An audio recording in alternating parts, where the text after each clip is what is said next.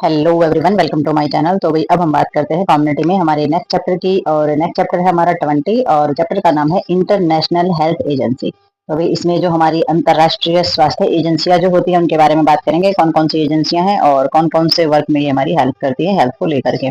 ठीक है, तो चलिए देखते हैं इसमें आगे। तो भाई इन्होंने बताया in this day of repeat travel. ठीक है, in this day of repeat travel the size of world has Indeed shrunk. तो भी इनका कहने का मतलब ये है कि भाई आज का जो वर्ल्ड है ना, यानी कि आज का जो युग है, इतनी तेजी से ट्रेवल कर रहा है, इतनी तेजी से ट्रेवल कर रहा है कि दुनिया का जो आकार है ना, साइज है ना, वो श्रिंक हो गया, वो सिकुड़ गया है। मतलब आज का जो युग है वो इतनी जल्दी से ट्रेवल कर रहा है कि जो हमारा आकार है ना दुनिया का, वो सिकुड़ गया, यानी कि दुनिया छोटी लगने लगी है। छोटी लगने का मतलब कहीं भी थोड़े से टाइम में, थोड़े से भी टाइम में ही कोई भी कहीं भी पहुंच जाता है। ठीक है, ये कहने का मतलब है कि आज के युग में जो ट्रेवल इतनी तेजी से हो गया है कि जो हमारा वर्ल्ड है, हमारी जो दुनिया है, वो सिकुड़ गया है। ठीक है, तो one can reach the extreme limits of the global in a few hour. तो भी कहने का मतलब ये है कि कुछ ही घंटे में जो हमारी दुनिया के मतलब एक स्थान से दूसरे स्थान पर, यानी एक छोर से दूसरे छोर पर पहुंचा जा सकता है। ठीक है, ग्लोबली फ्यू आवर, तो कुछ ही घंटों में एक जगह से दूसरी जगह पर पहुंचा जा सकता है, इतना छोटी लगने लगी है दुनिया।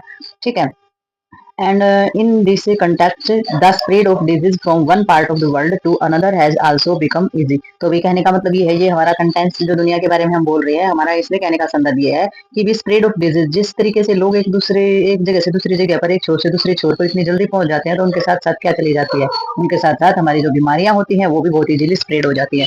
क्योंकि बीमारियों को फैलाने वाले कौन होते हैं? मानव ही होते हैं, इंसान ही होते हैं, और वही ट्रेवल कर रहे हैं, और वही एक छोर से दूसरे छोर पर इतनी जल्दी से चले जाते हैं। तो इस तरीके से हमारी बीमारियां भी एक छोर से दूसरे छोर पर बहुत जल्दी ही पहुंच जाती हैं। ठीक है, तो disease such a malaria and cholera in being of the transport from the endemic to non endemic area। तो भाई एंडेमिक और नॉन एंडेमिक, जैसे कि हमारी जो महामारियां होती है, तो दुनिया के किसी से दूसरे हिस्से में बीमारियों का फैलना भी बहुत आसान हो गया है। और आसान तो होना ही है, क्योंकि एक छोर से दूसरे छोर पर जब इंसान जा रहा है, तो मलेरिया और हैजा जैसी जो हमारी बीमारी होती है वो एंडेमिक और हमारी जो मतलब कि एंडेमिक और नॉन एंडेमिक होती हैं। ये तो पता ही होगा भी, एंडेमिक होती है एक स्थान पर होने वाली, और नॉन एंडेमिक होती है एक स्थान से दूसरे स्थान पर ज्यादा फैलने वाली। ठीक है, तो ये लेवल होते हैं हमारे महामारियों के भी, तो उसमें जो है बहुत तेजी से ही हमारी फैल रही हैं। This emphasizes more than ever before the reality that disease has no respect for the political, for the geographical boundaries।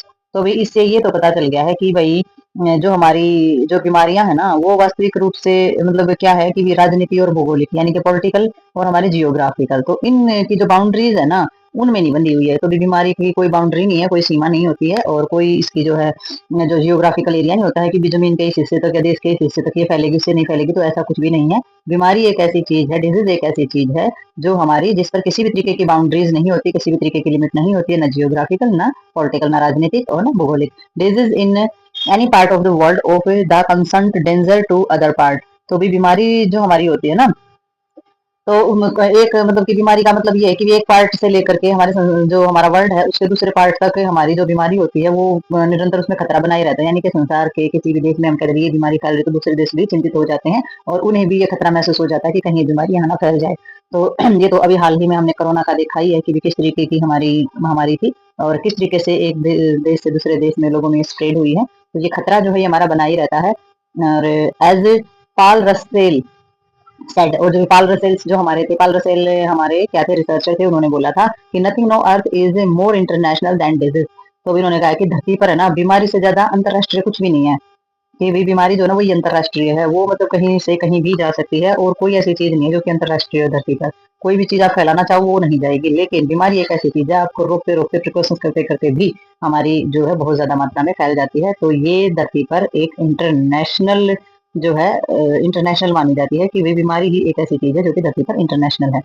ठीक है, और उससे ज्यादा इंटरनेशनल कोई भी नहीं है। तो ये कहा है हमारे पाल रसेल रिसर्चर ने। तो नेक्स्ट देखते हैं इसके अंदर हम, और सही बात है ये बिल्कुल।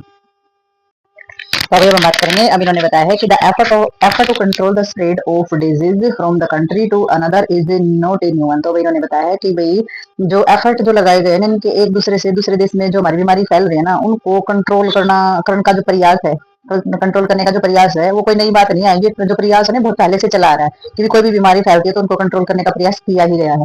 क्योंकि अगर नहीं करेंगे तो फिर ज्यादा बीमारी फैलने का खतरा रहता है, और सबको बचाव करना होता है अपना। तो ये जो एफर्ट है बीमारी को फैलने से बचाने के लिए, कंट्रोल करने के लिए, तो ये जो है हमारा, ये बहुत पहले से किया जा रहा है, ये कोई नई बात नहीं है। ठीक है, नोट ए न्यू वन, ये कोई नई बात नहीं है। और 14th century produced now as the quarantine was introduced the control of international spread of diseases such as the cholera and plague। तो भाई 14वीं जो शताब्दी हमारी थी, बहुत पहले की बात है। तो 14वीं शताब्दी जब थी तो उसमें जो क्वारंटाइन जो था वो हमारा जो है इंट्रोड्यूस किया गया था बीमारी को कंट्रोल करने के लिए। हमारा अंतरराष्ट्रीय जो बीमारी थी उनको फैलाने यानी कि जो हैजा था और जो प्लेग जैसी जो हमारी जो बीमारियां थी उनको अंतरराष्ट्रीय तौर पे फैलने के लिए, फैलने से रोकने के लिए जो है क्वारंटाइन नाम का जो प्रोसेस था तब जाके तब ये शुरू हुआ था। देख लो 14वीं सेंचुरी में ये हमारी चीज स्टार्ट हो गई थी कि क्वारंटाइन जो है वो क्या होता था। तो हैजा और प्लेग की बीमारी अंतरराष्ट्रीय स्तर पर ना फैले, सब जगह ना फैले, वर्ल्ड वाइड ना हो, तो उसको उससे कंट्रोल करने के लिए हमारा जो क्वारंटाइन प्रोसेस है तब ये किया गया था। Under this scheme all suspected travel cargoes, ship and crew were of the detained for the periods of 40 days from which the name of the quarantine is derived। तो भाई उसमें क्या हुआ था, तो पता ही अभी क्वारंटाइन के अंदर जो स्कीम थी हमारी उसमें क्या हुआ था, जितने भी ट्रैवलर थे हमारे यात्रा करने वाले जितने भी लोग थे और मतलब कि कार्गो थे जो एक्सपोर्ट इंपोर्ट का काम करते हैं, शिप जहाज वगैरह जो हमारे होते थे, क्रू वगैरह जो होते थे, मतलब कि जितने भी तरीके से लोग यात्रा करते थे ना विदेशों में, तो उनको सभी को 40 दिन के लिए जो है क्या कर दिया जाता था, 40 दिन के लिए हिरासत में ले लिया जाता था। तो 40 दिन के लिए हिरासत में ले लिया करते थे, तो उस प्रोसेस का नाम जो है क्वारंटाइन रखा गया। ठीक है, तो 40 दिन तो बहुत ज्यादा हो जाते हैं। तो इसमें क्या था, respective of the nature of disease in the hope the during of the relatively long period of isolation. तो इसमें क्या था, इसमें जो है नेचुरल यानी कि प्राकृतिक तरीके से बीमारी जो है वो ना फैले, तो बीमारी को प्राकृतिक रूप से उसकी परवाह किए बिना ही 40 दिनों का जितना भी हमारा टाइम ड्यूरेशन होती थी उसके लिए हिरासत में ले लिया जाता था। और इसमें क्या रहता है, इसमें आइसोलेशन की, तो आइसोलेशन का भी आपको पता होगा, बिल्कुल अलग थलग जब रखा जाता है पेशेंट को, तो लंबे टाइम के दौरान जो है रखा जाता था। और जो बीमारी और जो इन्फेक्शन है जब तक वो समाप्त नहीं हो जाता ना तब तक उनको ऐसे ही क्वारंटाइन प्रोसेस के अंदर ही रखा जाता था। ठीक है, जब तक बीमारी और इन्फेक्शन जो है अच्छी तरीके से खत्म नहीं हो जाती तब तक लॉन्ग पीरियड के लिए आइसोलेशन रखा जाता था। पेशेंट जो है अलग थलग रखा जाता था, जो भी आने जाने वाले लोग होते थे वो। तो देखा होगा कोरोना में जो हमारा क्वारंटाइन किया जाता था 10 से 15 दिन का पीरियड रहता था, और ये देख सकते हैं कि 40-40 दिन क्वारंटाइन किया जाता था लोगों को। तो कितनी ज्यादा समस्याएं होती होंगी 40 दिन के लिए बिल्कुल अलग थलग रहना, फैमिली से दूर रहना। और तब तो कॉन्टैक्ट के इतने साधन भी नहीं होते थे, कॉन्टैक्ट इन द सेंस की भी फोन वगैरह होना या इस तरीके की भी कोई सुविधाएं टीवी वगैरह भी नहीं होती होंगी, क्योंकि 14th सेंचुरी की बातें हैं ये। तो सोच सकते हो कि उस टाइम घर वालों को कितनी ज्यादा परेशानी होती होगी कि भाई कोई हाल कुछ खोज खबर जब नहीं मिलती होगी। अब तो सोशल मीडिया का जमाना है तो सबको सबका पता रहता है कि कहाँ क्या चल रहा है। ठीक है, तो इसमें जो हमारी disease infection world wide and reaction of retraction of the 14 days impose great hardship and the traveller in phase trade and the commerce. तो भाई इसमें क्या होता है, बीमारी जो हमारी होती है, जो रिस्ट्रिक्शंस लगाए जाते थे 40 दिनों के लिए, तो बहुत ही हार्डशिप ऑफ ट्रैवल यात्रियों के लिए बहुत ही ज्यादा समस्या उत्पन्न होती थी उस टाइम। तो भाई समस्या तो उत्पन्न होनी बनती है, क्योंकि बहुत ज्यादा जो है लोगों पर जो प्रतिबंध अगर लगा दिए गए हैं यात्रियों पर या आने जाने वालों पर, तो बहुत ही ज्यादा समस्या पैदा जाती थी। और जो भी हमारे व्यापार वगैरह होते थे ना, जो लोग व्यापार करते थे इधर से उधर सामान को लेके जाते थे, और जो भी बहुत ही जो जितनी भी हमारी चीजें होती थी व्यापार से संबंधित, उसमें क्या होता था, उसमें बहुत ही ज्यादा कठिनाई भी होती थी, लोगों को व्यापार में घाटा भी होता था उनको। ठीक है, तो उनकी जो चीजें होती थी ना बहुत ही ज्यादा नुकसान उनको रहता था। But in actual practice quarantine failed in it objective because it was not based of the scientific knowledge. परंतु ये जो है ना एक्चुअल प्रैक्टिस जो है क्वारंटाइन की फेल हो जाती थी, क्योंकि लोगों को जो है नॉलेज नहीं थी, साइंटिफिक यानी कि वैज्ञानिक नॉलेज नहीं थी कि क्वारंटाइन किया जाए, कैसे किया जाए, किस तरीके से रखा जाए। सिर्फ उनको अलग थलग ही रख देते थे प्राकृतिक रूप से, परवाह किए बिना ही। उनको ये भी नहीं पता था कि आज जो क्वारंटाइन कर रहे हैं उन लोगों को भी किस तरीके से अपना बचाव करना चाहिए, क्या प्रिकॉशंस उनको लेने चाहिए। तो साइंटिफिक नॉलेज उनको नहीं थी, इसलिए क्वारंटाइन भी फेल हो जाते थे। ठीक है, तो उसमें ये भी नहीं पता था कि कितनी दूरी कितनी डिस्टेंस पे एक दूसरे को रखना है, उनके ड्रॉपलेट इन्फेक्शन से बचाना है, खांसने से, छींकने से, या फिर जो वायरस है ये जो फैल रहा है, या फिर बैक्टीरियल प्रॉब्लम है किस तरीके से फैल रही है, किस तरीके से बचाव किया जाए, कौन कौन सी चीजें ली जाए, को क्या वैक्सीनेशन इसका होगा। तो उन चीजों का ज्ञान जो उस टाइम नहीं था, इसलिए क्वारंटाइन भी फेल हो जाता था। अलग थलग रखना ही सब कुछ नहीं होता है। ठीक है, तो इसमें जो हमारे causation and the mode of spread disease were not now. तो इसमें जो कारण रहते थे ना बीमारी के फैलने के, वो भी नहीं पता चलते थे कि बीमारी जो फैल कैसे रही है। भाई बीमारी जो है वायरस से फैल रही है, बैक्टीरियल फैल रही है, एयर से फैल रही है, वाटर से फैल रही है, मतलब किस तरीके से क्या है मोड हमारा बीमारी के फैलने का, इन चीजों का भी नहीं पता होता था उस टाइम। हुएवर हालांकि सेवरल इंटरनेशनल जो हमारी conference here held an organization setup for discussion agreement of the cooperation on the matter of the international health. हालांकि हमारी ये सारी चीजें काम करती थी, इंटरनेशनल हेल्थ यानी कि अंतरराष्ट्रीय जो स्वास्थ्य है जो है वो सारा का सारा चीजों पर भी चर्चा करना, सहमति, सहयोग, सारे के सारे जो है ऑर्गेनाइजेशन करना, सम्मेलन हमारा जिसको बोल देते, तो सारे के सारे काम करते थे, सारी की सारी सुविधाएं जो है देते थे, लेकिन फिर भी क्वारंटाइन जो फेल हो जाता था क्योंकि साइंटिफिक नॉलेज नहीं थी हेल्थ को लेकर के, इसीलिए। ठीक है, तो नेक्स्ट देखते हैं इसमें हम।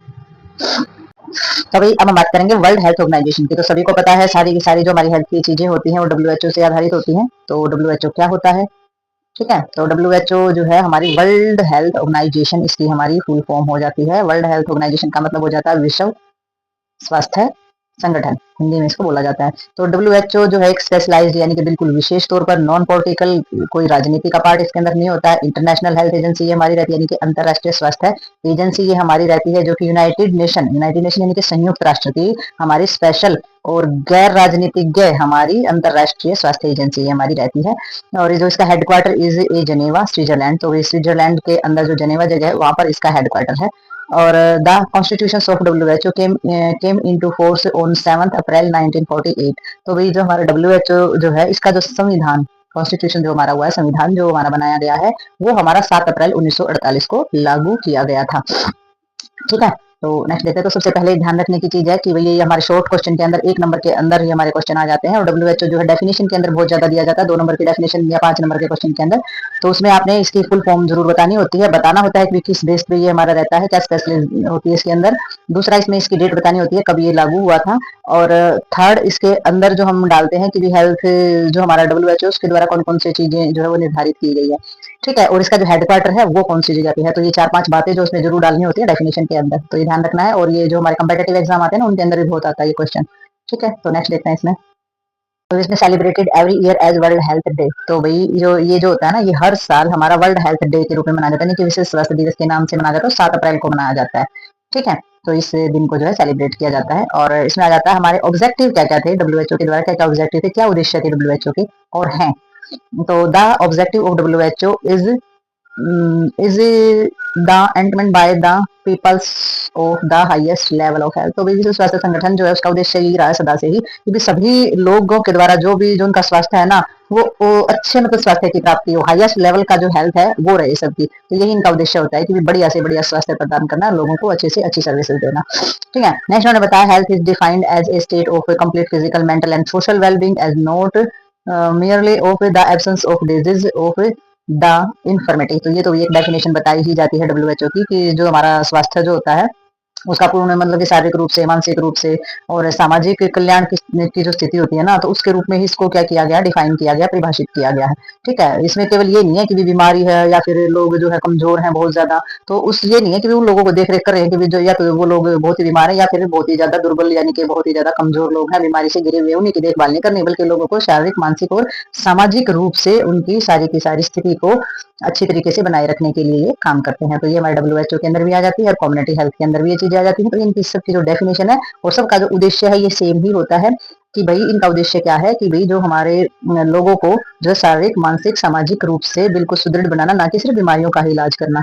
ठीक है। नेक्स्ट उन्होंने बताया है the enjoyment of the highest attainable of standard of health is one of the fundamental right of every human beings without detection of race, religion, political belief, economic and the social condition. तो इनका कहने का मतलब ये है कि enjoyment of the highest, तो वही हाईएस्ट यानी कि सबसे सर्वोत्तम जो हमारी जो चीजें जो संभव हो सकती है स्वास्थ्य के स्तर पर, पूरा का पूरा जो इंजॉयमेंट है वो पर हर एक इंसान का अधिकार है, भाई राइट है हर एक इंसान का, कि भाई वो अपनी हेल्थ को एंजॉय करे, आनंद ले और स्वस्थ रहे।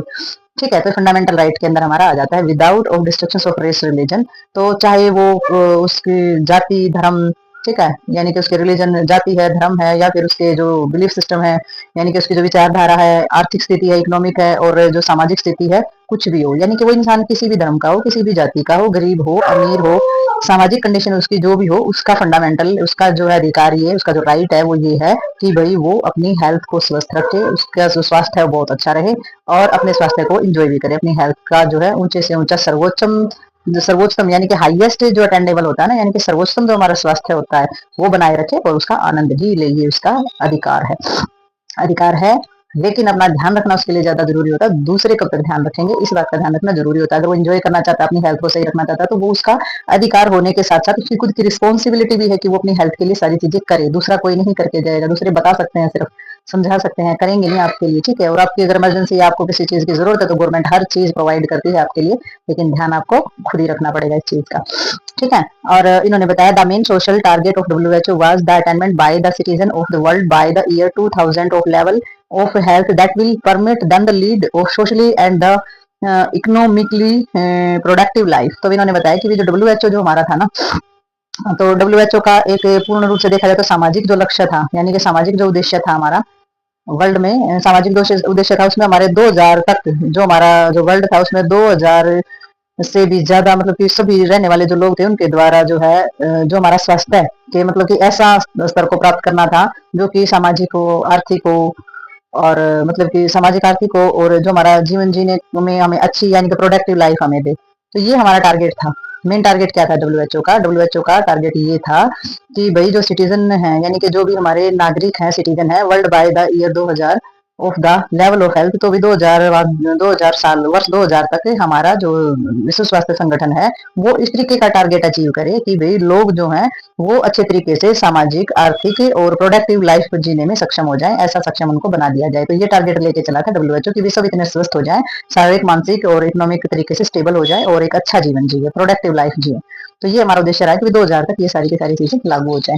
तो बहुत ही अच्छा उद्देश्य है। हर चीज जो है डब्ल्यूएचओ की जो है के द्वारा निर्धारित की जाती है, तो उन्हें फॉलो करना बहुत ही ज्यादा जरूरी होता है, क्योंकि वो ये जो ऑर्गेनाइजेशन है ये लोगों के लिए और लोगों के स्वास्थ्य के लिए काम करती है, तो इनको इग्नोर नहीं करना चाहिए। जिस तरीके से ये हमारी चीजों को लागू करते हैं, ये रूल वगैरह जो फॉलो करने हैं ना, ये जनता के हाथ में, लोगों के हाथ में होते हैं।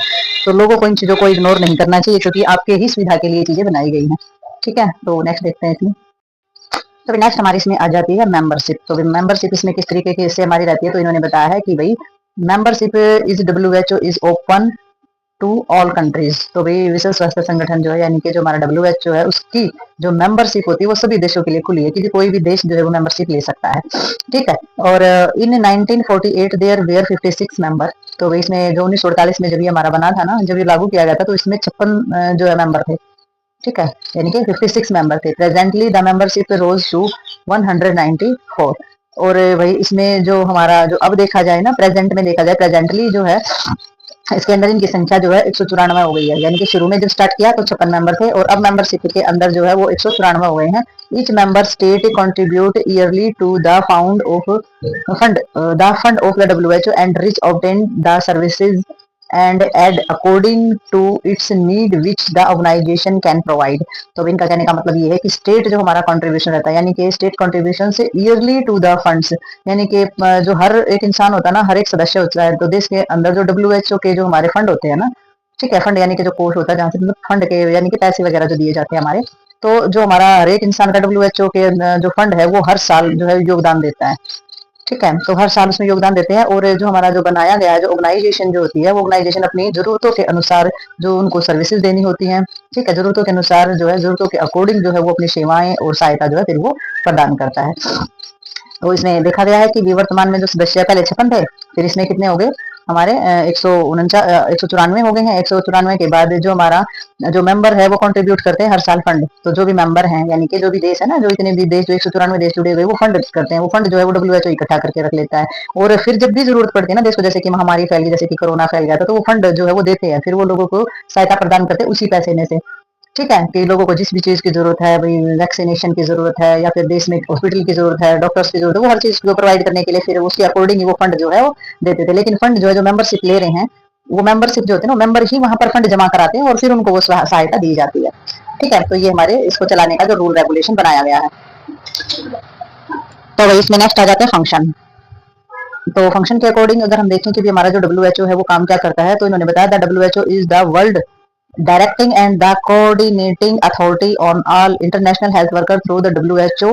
The nation help each other the rising health standard। तो भी इन्होंने बताया कि जो हमारा WHO होता है वो हमारी world directing and coordinating authority of all international. तो इन्होंने बताया डब्ल्यूएचओ जो है वो हमारा जैसे कि हमारी इसमें हो जाती है कोऑर्डिनेटिंग या फिर इंटरनेशनल हेल्थ वर्क जो हमारा रहता है। डब्ल्यूएचओ जो है जितना भी हमारा अंतरराष्ट्रीय स्वास्थ्य का जितने भी हमारे काम होते हैं ना पूरे मतलब कि वर्ल्ड के अंदर, उसमें सभी को क्या करता है, उसमें सभी को जो है कोऑर्डिनेट करता है। अथॉरिटी जो होती है वो हमारे डब्ल्यूएचओ के पास होती है, और वो सारा का सारा जो है लोगों को निर्देश देता है, कोऑर्डिनेटिंग करता है। कोऑर्डिनेट करने का मतलब उनको सारी की सारी चीजों को आगे से आगे बताता है कि भैया तुम्हें किस तरीके से क्या करना है। Through the WHO the nation help each other is the rising health standard. तो इसमें जो डब्ल्यूएचओ के माध्यम से ही, इसके थ्रू यानी कि डब्ल्यूएचओ के थ्रू जो है नेशन हेल्थ जो हमारी रहती है, यानी कि राष्ट्रीय स्वास्थ्य के जितनी भी हमारी चीजें होती है उनको बढ़ाने के लिए एक दूसरे की मदद करते हैं। ठीक है, स्टैंडर्ड को राइज करते हैं, हेल्थ स्टैंडर्ड को राइज करने में एक दूसरे की हेल्प करते हैं, और उन्हीं की अथॉरिटी और उन्हीं के कोऑर्डिनेशन जो होते हैं वो हमारे अंतरराष्ट्रीय हेल्थ के अंदर जो है काम करते हैं, वो निर्देश देते हैं, सारी चीजों में समन्वय स्थापित भी करते हैं, और जो है जितने भी हमारे स्वास्थ्य को बढ़ाने के लिए जो भी हमारी चीजें होती हैं उसमें एक दूसरे की मदद करते हैं। ठीक है, तो नेक्स्ट ये फंक्शन हो गया कि ये सारी की सारी चीजों के अंदर हेल्प करते हैं हमारी। और दूसरा हमारा क्या हो गया कि जो WHO most important function is to help countries strength and improve their own health services. The WHO provides advisory services. तो भी जो WHO होता है उसमें मोस्ट इंपोर्टेंट फंक्शन क्या होता है कि जितने भी हमारे देश होते हैं ना, सबसे महत्वपूर्ण काम ये करता है कि देशों में अपनी जितनी भी स्वास्थ्य सेवा होती है उनको मजबूत करता है और बेहतर बनाने में मदद करता है, इंप्रूव भी करता है, स्ट्रेंथ भी बढ़ाता है। जितने भी देश होते हैं उन सभी की वो हेल्प करेगा, उनको मजबूत बनाएगा और इनको इंप्रूव करेगा, यानी कि उनकी ग्रो कराएगा, और अमोन हेल्थ सर्विसेज जितनी भी हमारी स्वास्थ्य सेवाएं होती हैं उनमें हेल्प करेगा, उनकी मजबूती को बढ़ाएगा और इंप्रूव करेगा। तो ये काम इसका रहता है। और WHO प्रोवाइड्स एडवाइजरी सर्विसेज, और जो WHO होता है वो सलाहकार सेवाएं तो प्रदान करता ही करता है। जिस भी तरीके से जिस भी देश को स्वास्थ्य के मामले में किसी भी तरीके की एडवाइस चाहिए होती है तो WHO से एडवाइस लेते हैं और उसी के अकॉर्डिंग चलते, क्योंकि वो फिर फंड भी प्रोवाइड करते हैं उस चीज को लेकर के अगर जरूरत है तो। ठीक है, तो नेक्स्ट देखते हैं इसमें। तो नेक्स्ट हमारा जो इसके फंक्शन है, तो फंक्शन के अंदर जो हमारा तीसरा फंक्शन इसमें आ जाता है वो इन्होंने बताया, the WHO provide central technical services. तो वही जो WHO जो हमारा होता है वो हमारी जो टेक्निकल सेवाएं होती हैं, सेंट्रल यानी कि केंद्रीय जो हमारी जो टेक्निकल सर्विसेज होती है वो भी प्रदान करता है, सेवाएं प्रदान करता है तकनीकी वाली जो हमारी होती है। These are the epidemic warnings and disease of surveillance. जैसे कि हमारी महामारी से संबंधित जितनी भी हमारी जो वार्निंग होती है वो देता है कि ये जो महामारी ऐसे फैल सकती है, इससे ये नुकसान हो सकता है, इससे डेथ इतनी हो सकती है, ये हो सकता है, सारी की सारी जो चेतावनी देते हैं ना कि पहले जो अलर्ट कर दिया जाता है तो वो ये करते हैं। और administration of the international health regulation. ठीक है, और ये क्या करता है भाई, महामारी के टाइम पे तो सारी चीजें बताता ही बताता है, चेतावनी भी देता है, रोग की निगरानी भी करता है। और दूसरा ये क्या करता है, अंतरराष्ट्रीय स्वास्थ्य जितनी भी हमारी चीजें होती हैं उनके जो भी हमारे जो भी नियम और प्रशासन होते हैं वो हमारा बना करके चलते हैं। और health statics and the global scale, और जो भी हमारी सारी की सारी पूरे विश्व स्तर पर जो हमारी स्वास्थ्य की जो जनगणना वगैरह होती है, यानी कि जो आंकड़े होते हैं वो हमारे बना करके चलते हैं। ग्लोबल स्केल स्टैटिक्स हेल्थ स्वास्थ्य को लेकर के जितने भी हमारे विश्व के आधार पर जो हमारी जो मानक होते हैं ना वो बना करके चलते हैं। और international standardization of medical substances and the biological, और वही हमारे जो भी जो कि अंतरराष्ट्रीय स्टैंडर्डाइज जो हमारी चीजें होती है अंतरराष्ट्रीय स्तर पर जो हमारी जो मेडिकल सब्सटेंसेज होते हैं, यानी कि जो भी हमारे जो चिकित्सा जो हमारे सब्सटेंसेज यानी कि जो पदार्थ होते हैं या फिर हमारे बायोलॉजिकल जो हमारे पदार्थ होते हैं उनका अंतरराष्ट्रीय मान्यकरण जरूर करते हैं ये, यानी कि इंटरनेशनल स्टैंडर्डाइजेशन जरूर करते हैं, चाहे वो हमारे कैसे सब्सटेंसेज हो, चाहे वो हमारे चिकित्सा से संबंधित सब्सटेंसेज हो या फिर हमारे जैविक पदार्थों से संबंधित चीजें हों, तो उन सभी का ये हमारा स्टैंडर्ड स्टैंडर्डाइजेशन जरूर करते हैं। तो स्टैंडर्डाइजेशन क्या हो जाता है हमारा, स्टैंडर्डाइजेशन का मतलब हमारा हो जाता है मानकीकरण बोल देते हैं। ठीक है, यानी कि उसका ये देखना कि भाई जो मेडिकल सब्सटेंसेज है ये पदार्थ क्या है और ये क्या है, यानी कि उसके बीच की जो चीजें होती है वो सारी की सारी यही बताते हैं। ठीक है, मानकीकरण यानी कि उनका पूरा का पूरा ब्यौरा प्राप्त करना, ये इसके अंदर आ जाता है हमारा। और नेक्स्ट इसमें आ जाता है हमारा technical of the publication and publication of expert committee reports and monthly और भाई जर्नल्स जो हमारी जो पेरियोडिकल्स जो चीजें होती हैं या फिर हमारी मैगजीन्स होती हैं। तो इसमें जो हमारे टेक्निकल जो हमारी चीजें रहती हैं तो इसमें जितने भी हमारे एक्सपर्ट होते हैं उनके द्वारा, ठीक है, तो इसमें सारी की सारी टेक्निकल प्रकाशन है, जितने हमारे एक्सपर्ट हैं, समिति वाले कमेटी रिपोर्टर होते हैं हमारे जितने भी, यानी कि समिति के अंदर जो रिपोर्टर होते हैं। ठीक है, और मंथली जो हमारे जर्नलिस्ट यानी कि मासिक जो हमारी पत्रिकाएं होती हैं और जो मैगजीन वगैरह होती हैं। ठीक है, और पेरियोडिक मैगजीन होती है या जर्नल होती है, यानी कि इसमें सारी की सारी वो चीजें हैं जो कि हमारी जो टेक्निकल चीजें प्रकाशित की जाती हैं एक्सपर्टों के द्वारा, हमारी जो समिति की जितनी भी हमारी रिपोर्ट है, प्रकाशन का मतलब यहाँ पत्रिकाएं होती है उन चीजों को दिखाना। ठीक है, और मंथली जो हमारी पत्रिकाएं निकाली जाती हैं उनमें सारी चीजें दी जाती हैं। और ऐसे भी होते हैं जो कि एक जर्नल सामान्य तौर पर जो प्रकाशन निकाले जाते हैं, जो मैगजीन निकाली जाती है वो सारी की सारी इसके अंदर आ जाती हैं। और मतलब कि उन पत्रिकाओं में क्या होता है, उसमें स्वास्थ्य के निर्देश होते हैं, स्वास्थ्य के बारे में ब्यौरा दिया जाता है, स्वास्थ्य के बारे में बहुत सारी चीजें, वार्निंग और हर चीज मतलब उसके अंदर होती है। और sporting research on health problem, और क्या किया जाता है, स्वास्थ्य जितनी भी हमारी प्रॉब्लम है ना हेल्थ को लेकर के सभी पर क्या किया जाता है, रिसर्च करने में समर्थन ये हमारा करते हैं कि उस चीज को रिसर्च किया जा रहा है, बीमारी को, यानी कि अब कोरोना है उसका पता चला तो उसमें जितने टेस्ट होंगे, जितनी रिसर्च होगी, क्या निकला है, किस वजह से फैल रहा है, किस चीज में कमी करता है, कैसे डेथ का कारण बनता है, तो वो सारी की सारी जितनी भी रिसर्च होती है तो उसमें भी सपोर्ट करता है हमारा। The organization of main function are the grade towards health for all goals. ठीक है, तो इसमें आ जाता है कि जो हमारा जो भी ऑर्गेनाइजेशन है यानी कि जो संगठन है उसका एक जो सबसे मेन फंक्शन है यानी कि महत्वपूर्ण जो हमारा काम है तो वो क्या है, मतलब कि स्वास्थ्य का जो हमारे गोल्स है ना, स्वास्थ्य के गोल की ओर सारा का सारा काम करना। ठीक है, ऑर्गेनाइजेशन का जो मेन फंक्शन है वो है कि ऑल ओवर जो भी हमारे स्वास्थ्य से संबंधित जो भी चीजें है ना, उनके प्रति अपना लक्ष्य बना करके चलते हैं। यही सबसे मेन काम जो है वो डब्ल्यूएचओ का होता है। ये कैन का पूरा ध्यान सिर्फ और सिर्फ हेल्थ के लिए ही रहता है।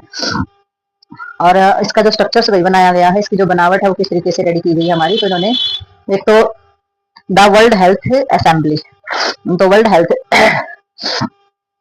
हेल्थ असेंबली के अंदर हमारा आ जाता है, यानी कि जो विश्व स्वास्थ्य जो सभा जो हमारी रहती है, तो उसमें क्या बताया इन्होंने कि this is the supreme governing body of the WHO. तो इन्होंने बताया है कि भाई ये डब्ल्यूएचओ का सबसे जो है सर्वोच्च सर्वोच्च यानी कि supreme governing body of the WHO. तो डब्ल्यूएचओ क्या है? डब्ल्यूएचओ जो है वो सबसे ऊपर वाला जो मतलब कि ये होता है ना भाई, सबसे शासन चल रहा था उसमें जो सबसे ऊपर वाला जो होता है, तो वो हमारा माना जाता है। It is compose the delegates of the representing each member state. तो भाई इसमें जितने भी सदस्य होते हैं ना, वो हमारे स्टेट यानी कि राज्य का, अपने अपने राज्य का वो करते हैं, जैसे कि प्रतिनिधि नहीं हो जाता अभी रिप्रेजेंट करना, तो प्रतिनिधि होते हैं, जो प्रतिनिधि जो है वो शामिल किए जाते हैं। तो इसमें जो है सभी अपने क्या करते हैं, delegate representing each member state. तो स्टेट का हर मेंबर जो होता है वो अपने अपने राज्य का रिप्रेजेंट करता है। The World Health Assembly meet once a year, approves the budget and the health policies.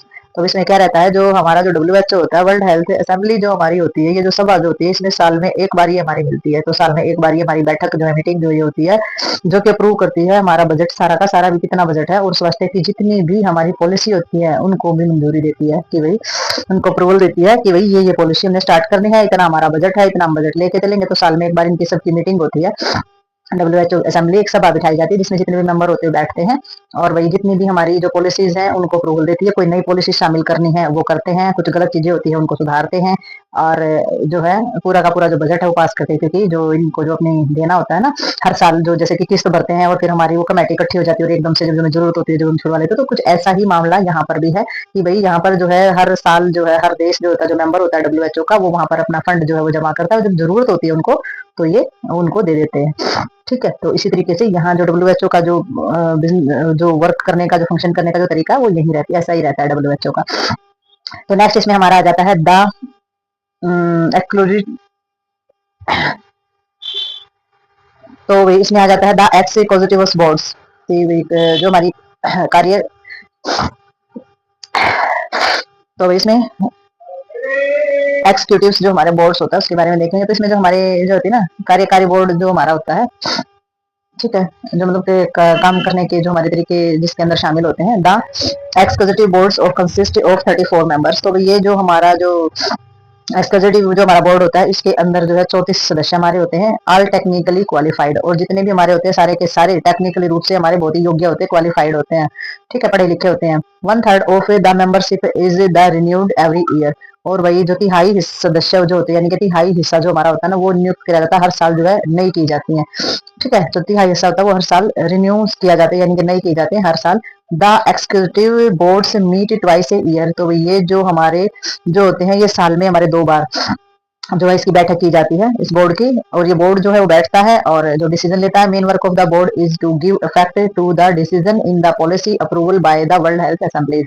और ये जो बोर्ड होता है ये मुख्य रूप से विश्व स्वास्थ्य की सभा के द्वारा जितने भी हमारे डिसीजन लिए जाते हैं, जितनी भी हमारी पॉलिसी बनाई जाती है, ठीक है, तो जितनी भी जो भी चीजें हमारी लागू की जाती है ना इनके द्वारा, तो उनको लागू करते हैं फिर, यानी कि वहां पर डिसीजन लिए जाते हैं, और फिर जो बोर्ड हमारा रहता है 34 मेंबर जो होते हैं फिर वो चीज को लागू करते हैं। यानी कि एक ये नहीं कि डिसीजन ले दिया और उसको छोड़ दिया, ऐसा नहीं है। फिर हमारे जो 34 मेंबर होते हैं, जो कि हमारा एक्सिक्यूटिव जो बोर्ड्स होता है वो क्या करता है, वो उसके 34 जो सदस्य होते हैं वेल क्वालिफाइड होते हैं टेक्निकली तरीके से, और फिर उस चीज को तिहाई हिस्से के जो चीजें होती हैं वो और भी नई शामिल इसमें की जाती हैं। और इसमें जो बैठक है साल में 2 बार होती है, और ये जितने भी डब्ल्यूएचओ के द्वारा डिसीजन लिए गए हैं या फिर जितनी भी पॉलिसीज अप्रूव की गई हैं, तो उन सभी को जो है काम में लाते हैं और उन सभी को लागू करते हैं। ठीक है, board has also power of take action of the emergencies like of the epidemic, और वही ये जो है एपेंडेमिक जो इमरजेंसी होती है ना, या कि महामारी जैसी जो हमारी समस्या जब हो जाती है, तो ऐसी जो परिस्थिति होती है तो कार्रवाई करने का अधिकार भी बोर्ड के पास होता है। तो जो बोर्ड होता है जो बैठता है जो बैठक करता है, तो उसके पास ये अप्रूवल, ये मतलब कि ये पावर होती है कि भी जब महामारी जैसी समस्या आ जाए या किसी प्रकार की हेल्थ इमरजेंसी आ जाए, तो वो इन सारी चीजों को लागू करने के लिए उनको परमिशन होती है। ठीक है, तो स्ट्रक्चर्स क्या बनाया गया है, वर्ल्ड हेल्थ असेंबली तो होती है, उसके द्वारा एक बोर्ड भी होता है जिसके अंदर, इसके अंदर तो 194 सदस्य हमारे वो हो ही गए हैं जो स्विट्जरलैंड के अंदर हेडक्वार्टर है, लेकिन ये हमारे 34 मेंबर होते हैं जो कि क्वालिफाइड होते हैं टेक्निकली। ठीक है, वो चीजों को लागू करते हैं और जो उनके द्वारा पॉलिसी और जो डिसीजन लिए गए हैं उनको लागू भी करते हैं, और उनको इमरजेंसी के अंदर अगर कोई चीजें हमारी और भी जो डिसीजन लेने हैं पेंडेमिक को लेकर के, तो वो भी ये बोर्ड ले सकता है। तो ये बोर्ड मीटिंग हमारी बिठाई जाती है। ठीक है, नेक्स्ट देखते हैं इसमें। तो भाई नंबर 3 में इन्होंने बताया है कि विद द WHO सेक्रेटरीट, जो secretariat in the WHO secretariat in the Geneva. तो जो हमारा WHO जो सचिवालय बोलते हैं इसको सेक्रेटरी यानी कि सचिवालय, और इसमें the WHO secretary of the Geneva, तो वही जो WHO का जो सचिवालय है वो जिनेवा में स्थित है स्विट्जरलैंड में, जो कि हमने पीछे भी पढ़ा है। It is headed by the director general. तो भाई इसका जो हेड होता है ना, इसका जो WHO जो होता है, इसको जो इसका बिल्कुल जो हेड होता है यानी कि डायरेक्टर जो जनरल होता है, वो इसके सारे के सारे जो चीजें होती हैं वो इसको हैंडल करता है। ठीक है, यानी कि जो नेतृत्व करता है वो हमारा जो है डायरेक्टर जनरल जो होता है वो हमारा इसका इसकी सारी चीजों को हैंडल करता है WHO का। और secretary has of the 14 division, तो सचिवालय जो है उसके 14 विभाग है। ठीक है, और इसका नेतृत्व जो है WHO का वो हमारा करता है डायरेक्टर जनरल जनरल। ठीक है, तो वो हमारा सारी की सारी चीजों को संभालता है, वो हेड होता है, और 14 विभाग इसके करे गए हैं। अब देखते हैं कि 14 विभाग इसके कौन कौन से हैं। पहले देखेंगे साउथ ईस्ट एशिया रीजन, यानी कि दक्षिण, और हमारा जो पूर्व है उसका एशिया रीजन यानी कि क्षेत्र जो हमारा है उसके अंदर। तो भाई दक्षिण पूर्व एशिया में देखते हैं कि the WHO has the established 6 region, India is the member of the South East area region, Asia region. तो भी जो WHO है उसके अंदर कितने हैं हमारे, तो जो विश्व स्वास्थ्य संगठन है उसके अंदर 6 जो है रीजन हमारे स्थापित किए, 6 क्षेत्र पाए गए। WHO के अंदर क्या कितने हैं, 6 हैं। और इंडिया किसका मेंबर है, भारत जो है वो हमारा है साउथ ईस्ट एशिया रीजन का पार्ट। ठीक है, भारत किसका सदस्य है, जो भारत जो है वो हमारा दक्षिण पूर्व एशिया जो रीजन है जो क्षेत्र है उसका मेंबर है। ठीक है, तो भाई इसमें जो headquarter is located at new Delhi, और भाई जो हमारा हेडक्वार्टर है वो कहाँ पर है, जिसका मुख्यालय जो है नई दिल्ली में स्थित है। तो साउथ ईस्ट एशिया का रीजन होने के लिए जो इनका मेन हेडक्वार्टर है WHO का वो है हमारा कहाँ पर, जिनेवा में है स्विट्जरलैंड में। लेकिन जो हमारा जो अलग अलग जो रीजन में इनको बांटा गया है WHO ने, तो इसमें से जो 14 है वो डिवीजन इसके करे गए हैं। तो इसमें WHO के द्वारा 6 रीजन जो है इंडिया के मेंबर जो हमारे रहते हैं इंडियन मेंबर्स जो है उनमें 6 रीजन में डिवाइड किया गया है। साउथ एशिया के अंदर इंडिया को डाला गया है, और हेडक्वार्टर इसका दिल्ली में है, member of the South east Asia region. तो भाई जो जो साउथ ईस्ट एशिया जो हमारा क्षेत्र है उसके मेंबर कौन कौन है देखते हैं। इंडिया के जो तो सबसे पहला मेंबर इंडिया है। ठीक है, और भाई इसमें म्यांमार, ये हमारे देशों के नाम है सारे के सारे। म्यांमार है, श्रीलंका है, इंडोनेशिया है और मालदीव है। ये सारे के सारे देश जो हैं ये हमारे किसके अंदर आते हैं, साउथ ईस्ट एशिया रीजन के अंदर हमारे ये आ जाते हैं। नेक्स्ट देखते हैं, और भी मिलेंगे इसमें हमारे। तो भाई इसमें हमारा आ जाता है नेपाल, थाईलैंड, बांग्लादेश, कोरिया आ जाता है जिसमें। तो इसमें डैम पीपल ऑफ रिप लिखा गया, तो इसका मतलब ये हो जाता है कि democrative party people's republic of Korea, ये इसकी फुल फॉर्म होती है इतनी लंबी कोरिया की। ठीक है, यानी कि कोरिया के अंदर ही आ जाता है डेमोक्रेटिव पार्टी। ठीक है, और पीपल्स रिपब्लिक ऑफ कोरिया, तो इसकी फुल यानी कि कोरिया का जो पूरा हिस्सा वो इसके अंदर आ जाता है। भूटान आ जाता है इसमें, और इसमें आ जाता है तिमोर लेस्ते। ठीक है, वैसे तो 2 बार कर दिया, 10-10 11 होना चाहिए था। तो ये जो देश है ना ये सारे के सारे, ये सारे देश जो हैं ये हमारे साउथ ईस्ट यानी कि दक्षिण पूर्व जो हमारा रीजन है जो हमारा क्षेत्र है उसके अंदर ये हमारे आ जाते हैं। ठीक है, तो ये जो हमारा टॉपिक है ये यहीं पर होता है कंप्लीट। तो मिलते हैं नेक्स्ट टॉपिक और नेक्स्ट वीडियो के साथ, तब तक के लिए like share subscribe and comments करते रहिए। कहाँ गया।